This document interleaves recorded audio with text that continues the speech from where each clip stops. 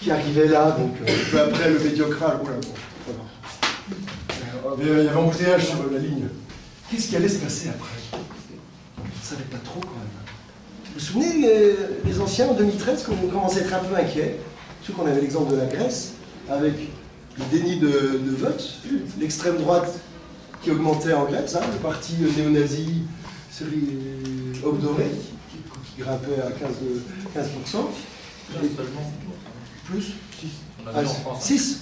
Ah bon, ouais, je suis tellement ému de me rappeler cette période d'il y a 50 ans que, bon, qu'importe les chiffres. Ce qui était vrai, c'est que le système d'aide de l'époque, en plein médiocrage, en 2013 et autour, a amené un système aberrant où les gens travaillaient comme des tarés pour rembourser une dette qui n'était pas eux, juste pour que ça aille dans les poches des gangsters, et n'avaient même plus droit au service public, et n'avaient même plus droit à la protection, et juste, ils n'avaient même plus droit à la démocratie. On était un peu inquiets, hein. Vous vous souvenez les anciens, 2013, on se disait mais comment ça va finir?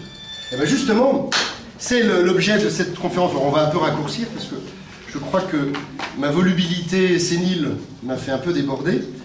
On s'en est quand même sorti, sinon je ne serais pas là pour vous en parler. Hein, on est bien quand même. Hein. Aujourd'hui, 2063, bon, si on pouvait, si on n'avait pas bu tous les fûts jusqu'à ce matin, on pourrait boire trinquer ensemble, mais bon, trinquer sans vous, mais je bois pour vous. Je parle un peu plus.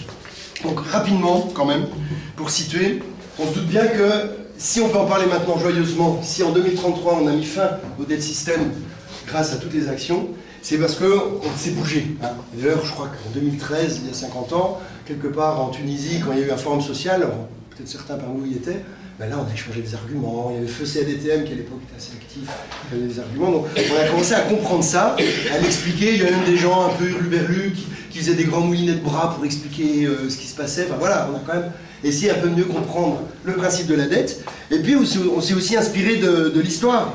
Qu'est-ce qu'elle nous disait de l'histoire récente de l'époque? Il y a quand même des exemples intéressants de pays qui s'en étaient sortis de la dette. Vous vous souvenez, les étudiants là, ça c'est vraiment au programme. Hein.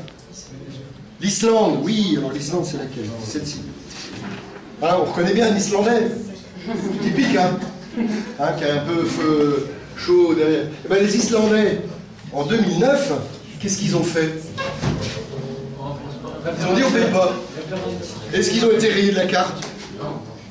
Bon, après ça s'est pas si bien passé que ça. Les anciens du CADTM, le feu CADTM vous dirait que après en 2012 ils se sont fait rattraper par les banksters, mais n'empêche que pendant quelques mois en Islande, ils ont dit non, ils ont fait un vrai référendum, ils n'ont pas payé et ils n'ont pas été rayés de la carte. Il y avait un autre exemple intéressant, c'était lequel? L'Équateur, bien sûr. C'était en 2012. Alors l'Équateur, qu'est-ce qu'ils ont fait? Vous vous souvenez? C'est au programme d'histoire postmoderne. Hein. Ça c'est très important, ça nous a filé la pêche qu'on a vu ça. Vous voyez, c'était juste en plein médiocrage. Hein. Au forum là, de 2013, on en parlait en disant ah ouais, quand même, l'Équateur, ils ont réussi. Ils ont fait quoi en Équateur? Le gouvernement s'est destitué de lui-même du pouvoir et ils ont créé une sorte d'instabilité. Et du coup, l'actif c'est les Américains qui détenaient toutes les usines et tous les actifs. Et ils étaient garantis avec des hypothèques là-dessus. Ouais.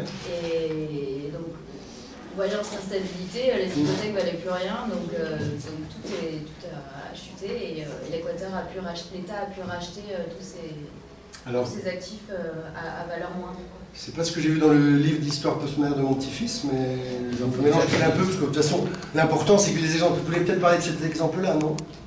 Le pays du tango? Non, moi, ce que j'ai vu dans le livre, mais après on confrontera nos sources, c'est qu'en Équateur, le président de l'époque, il a dit, cette dette, il a une dette monstrueuse, j'en veux pas. Il n'y a pas de raison qu'on la paye, hein, elle n'est pas correcte, donc on va l'auditer. Avant de payer, je vais faire un moratoire. Retenez ces mots, parce que c'est vraiment la clé de l'époque. On dit, on paye pas, c'est pas notre dette, on arrête de payer si on a commencé. On fait un audit, on va voir, mais qu'est-ce que c'est que cette dette? Qui a emprunté? Avec quelle légitimité? Quelle somme? Pourquoi faire? Et est-ce que son remboursement est vraiment cohérent avec les missions d'un service, d'un État qui est de rendre service à sa population? Et du coup, en Équateur, ce que j'ai lu, hein, après on confrontera ça autour d'un verre à la sortie éventuellement, mais ce que j'ai lu dans le livre d'histoire de mon petit-fils, c'est qu'en Équateur, après avoir fait audit de la dette publique de l'Équateur, en 2012, ils ont dit, 3/4. Pardon?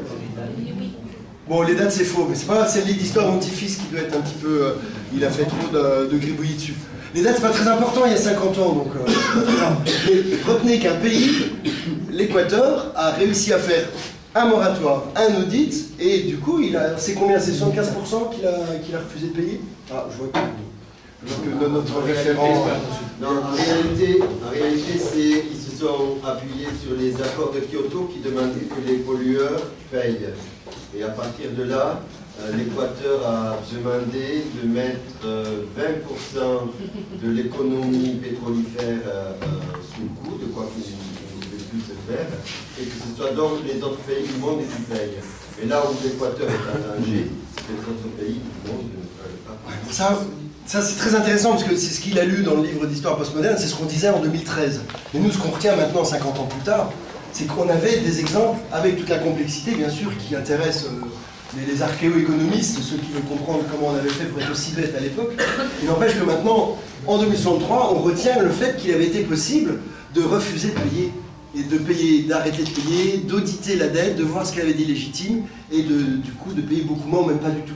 C'est ça, hein, je m'excuse, parce qu'effectivement, en archéoéconomie, c'est intéressant, mais aujourd'hui, ce qui nous intéresse, c'est vraiment de vous rappeler que ce qui a été déclencheur en 2013 pour la population, c'est de comprendre que ce n'était pas notre dette, qu'elle était injuste, qu'elle était illégitime, et qu'il était possible de ne pas la payer. Ça va? C'est pas mal quand même, non? Ça valait le coup de faire une petite fête, même sans verre, et puis... Bon, le reste, ça se découle, hein, on va peut-être pas le faire tout de suite, mais en tout cas, voilà, donc les organisateurs ont dit désirer, si déjà tu arrives à pas tomber trop assoiffé devant un public de jeunes enthousiastes pour ça, ce sera déjà pas mal. Donc, je vous remercie de votre attention, et demain...